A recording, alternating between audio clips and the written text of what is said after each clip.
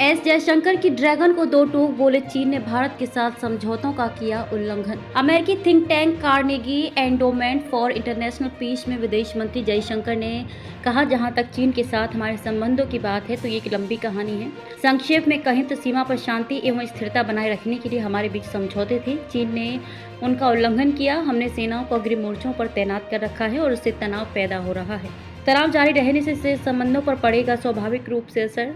अग्रिम मोर्चों पर तैनाती का समाधान होने तक जारी रहेगा तनाव। विदेश मंत्री एस जयशंकर ने मंगलवार को कहा कि चीन ने भारत के साथ सीमा समझौतों का उल्लंघन किया है। साथ ही कहा कि दोनों देशों के बीच तनाव जारी रहने से संबंधों पर स्वाभाविक रूप से असर पड़ेगा। चीन की वजह से हो रहा तनाव। अमेरिकी think tank Carnegie Endowment for International Peace में एक सवाल के जवाब में विदेश मंत्री ने कहा कि जहां तक चीन के साथ हमारे संबंधों की बात है तो ये एक लंबी कहानी है। संक्षेप में कहें तो सीमा पर शांति एवं स्थिरता बनाए रखने के लिए हमारे बीच समझौते थे। चीन ने उनका उल्लंघन किया। हमने सेनाओं को अग्रिम मोर्चों पर तैनात कर रखा है और उससे तनाव पैदा हो रहा है। जब तक अग्रिम मोर्चों पर तैनाती का मसला नहीं सुलझता, तनाव बना रहेगा। अगर तनाव रहेगा तो बाकी रिश्तों पर भी स्वाभाविक रूप से असर पड़ेगा। व्यापार के संबंध में जयशंकर ने कहा, वैश्विक विनिर्माण मैन्युफैक्चरिंग में चीन की हिस्सेदारी लगभग 31 से 32% है। ऐसा इसलिए हुआ क्योंकि कई दशकों तक पश्चिम के नेतृत्व वाले अंतर्राष्ट्रीय कारोबार जगत ने आपसी हितों के लिए चीन के साथ सहयोग करने का चुनाव किया।